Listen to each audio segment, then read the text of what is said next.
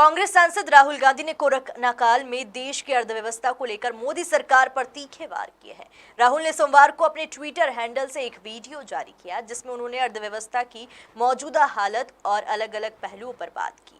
Video में राहुल गांधी कह रहे हैं कि जो आर्थिक त्रासदी देश झेल रहा है उस दुर्भाग्यपूर्ण सच्चाई की आज पुष्टि हो जाएगी। भारतीय अर्थव्यवस्था 40 वर्षों में पहली बार भारी मंदी में है। असत्यग्राही इसका दोष ईश्वर को दे रहे हैं। बीजेपी की सरकार ने असंगठित अर्थव्यवस्था पर आक्रमण किया है और आपको गुलाम बनाने की कोशिश की जा रही है। 2008 में जबरदस्त आर्थिक तूफान आया, पूरी दुनिया में आया, अमेरिका में, जापान में, यूरोप में, चाइना में, सब जगह आया। अमेरिका के बैंक गिर गए, कंपनियां बंद हो गई, एक के बाद एक कंपनी की लाइन लग गई, बंद हो गई। यूरोप के बैंक गिरे, मगर हिंदुस्तान को कुछ नहीं हुआ। यूपीए की सरकार थी, प्रधानमंत्री जी के पास गया और मैंने उनसे पूछा, मनमोहन सिंह जी बताइए, पूरी दुनिया में आर्थिक नुकसान हुआ है, हिंदुस्तान को कोई असर नहीं हुआ, कारण क्या है? मनमोहन सिंह जी ने कहा, राहुल, अगर हिंदुस्तान की अर्थव्यवस्था को समझना चाहते हो तो यह समझना होगा कि हिंदुस्तान में दो अर्थव्यवस्थाएं हैं।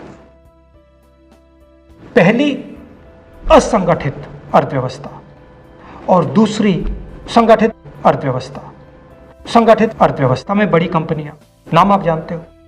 असंगठित अर्थव्यवस्था में किसान, मजदूर, छोटे दुकानदार, मिडिल साइज कंपनीज। जिस दिन तक हिंदुस्तान का असंगठित सिस्टम मजबूत है, उस दिन तक हिंदुस्तान को कोई भी आर्थिक तूफान छू नहीं सकता। अब आज के दिन आते हैं। पिछले 6 साल से बीजेपी की सरकार ने असंगठित अर्थव्यवस्था पर आक्रमण किया है। 3 बड़े उदाहरण तो मैं आपको अभी दे देता हूं। नोटबंदी, गलत जीएसटी और लॉकडाउन।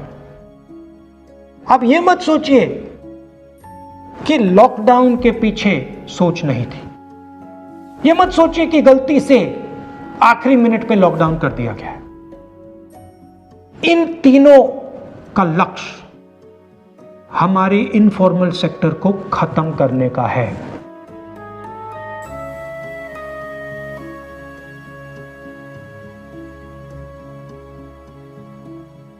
प्रधानमंत्री जी को अगर सरकार चलानी है, मीडिया की जरूरत है, मार्केटिंग की जरूरत है। मीडिया और मार्केटिंग 15-20 लोग करते हैं। इनफॉर्मल सेक्टर में पैसा है, लाखों करोड़ रुपए, जिसको ये लोग छू नहीं सकते।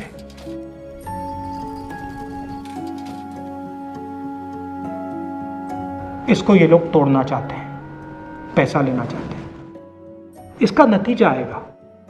नतीजा ये होगा कि हिंदुस्तान रोजगार पैदा नहीं कर पाएगा। क्यों?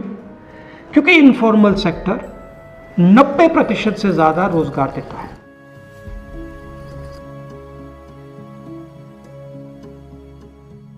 जिस दिन इनफॉर्मल सेक्टर खत्म हो गया, नष्ट हो गया, उस दिन हिंदुस्तान रोजगार पैदा नहीं कर पाएगा।